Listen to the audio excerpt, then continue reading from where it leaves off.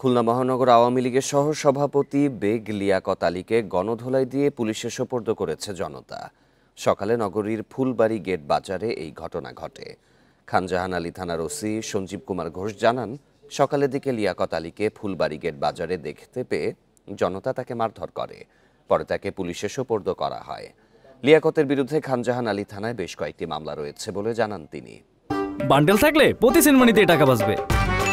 বিকাশ send money bundle কিনে জিতুন প্রতি লেনদেনে।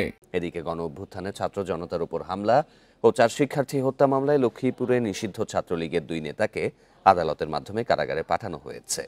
এর আগে মেহেদী হাসান ও নূর হোসেন রিফাতকে রামগঞ্জ উপজেলার ভাটরা ও ইসাপুর এলাকা থেকে গ্রেপ্তার করা হয়।